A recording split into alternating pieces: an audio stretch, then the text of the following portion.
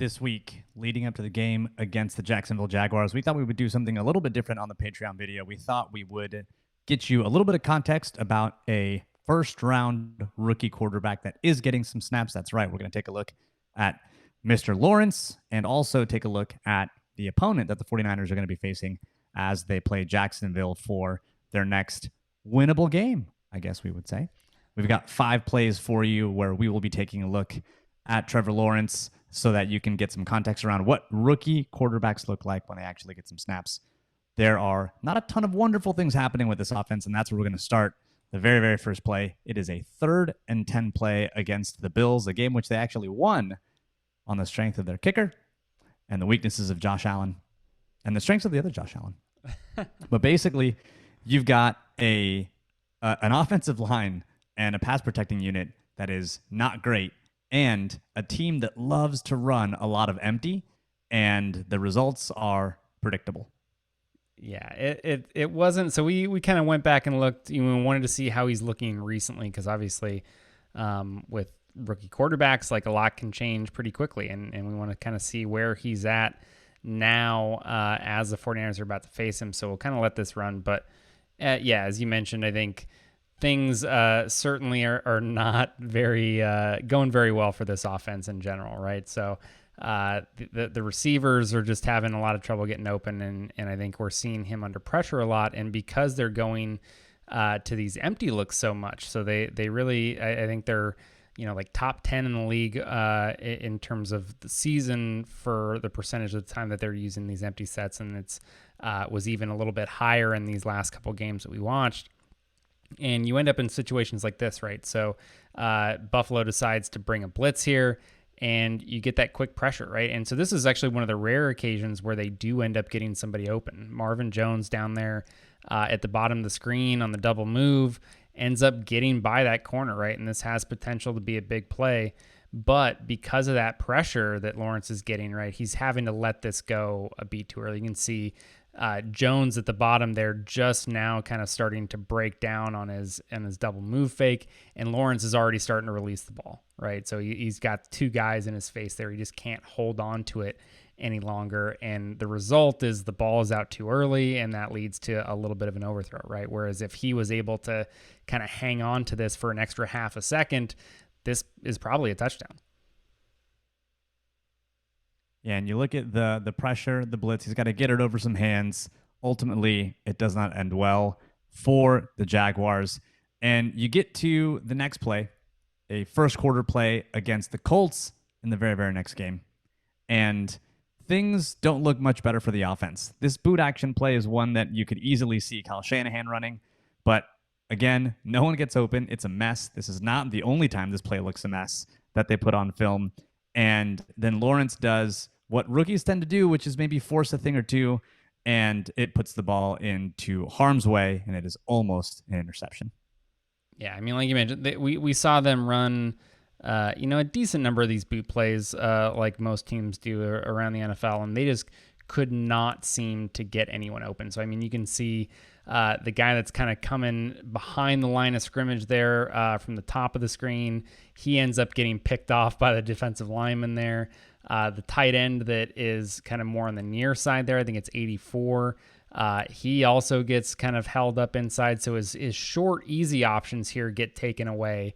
And then Indianapolis does a great job at kind of taking away the deeper stuff, right? So kind of that deep out corner route there that a lot of teams are going to want to hit on this type of thing. He's covered and taken away.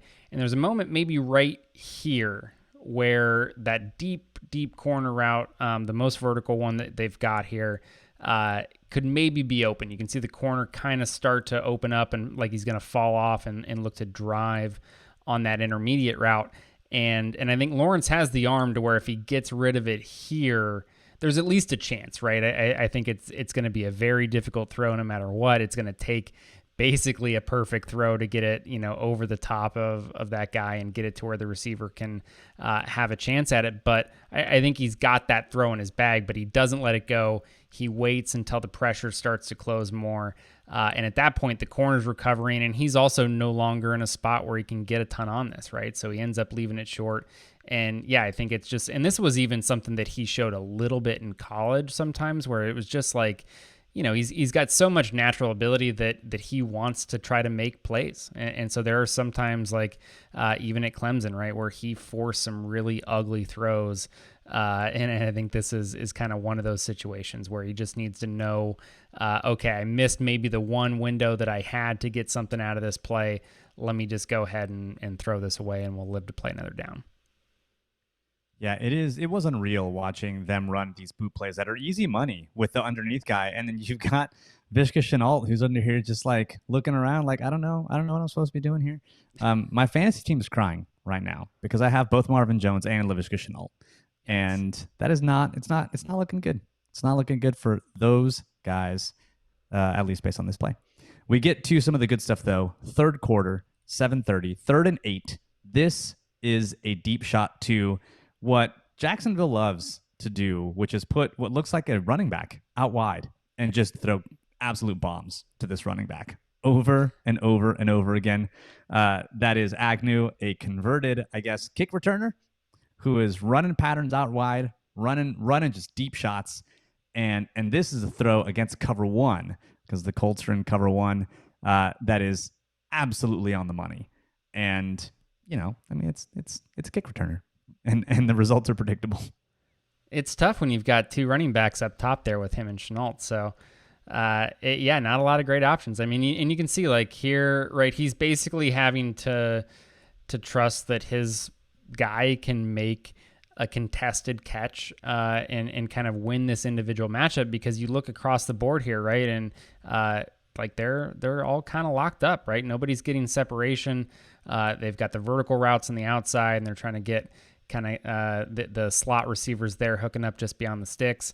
And so, yeah, he sees the man coverage read. I mean, Indianapolis not really trying to hide anything here. Clear man coverage read in the pre-snap, and you've got that middle of the field safety. So he knows that he's going to have a chance, right, on these sideline routes. Puts it up there, and yeah, I think let's see if we can get. I think we get a decent look from the end zone view here. The end zone camera guys on these games not always on it in terms of getting the pan here, but yeah, you can see the ball location here is just perfect, and it's not until Agnew has this, and it's not until late down here that the defender is actually able to kind of force the ball out and cause the incompletion there. But yeah, I think you see the ball location here and what Lawrence can do, throwing in rhythm and throwing with great accuracy.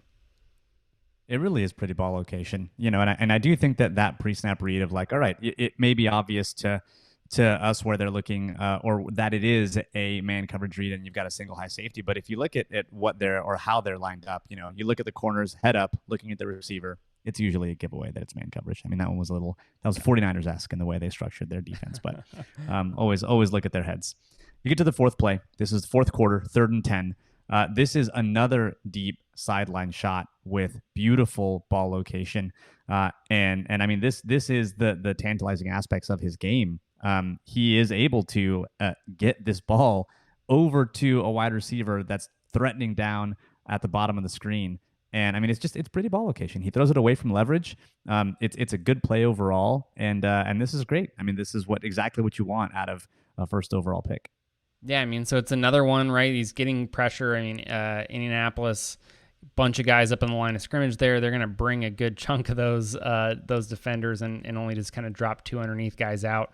And so, yeah, he's got to get rid of this quick, right? They don't have enough guys to kind of block this up. And he's getting it from really both sides here. I mean, you go to the end zone view and you can see that he's getting basically the pressure from 36 there off the edge. And then you also got this other guy, the other slot that's coming in there late and is the one that kind of gets the shot in the back on him.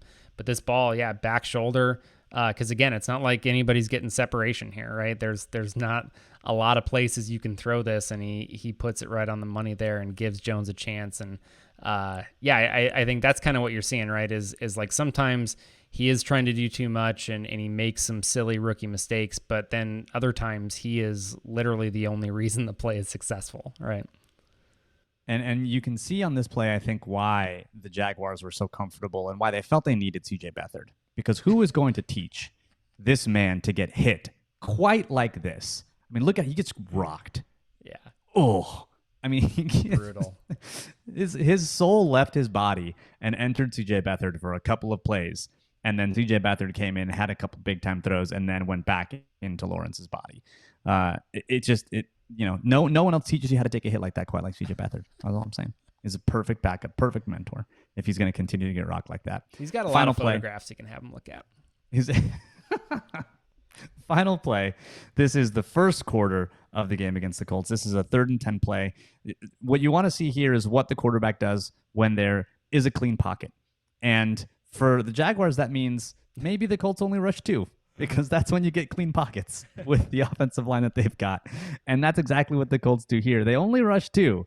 And Lawrence is able to, you can see his progression and his feet. His head is tied all the way down to his feet. He goes 1 to 2 to 3 and hits that 3rd receiver, and it is a completion for a first down.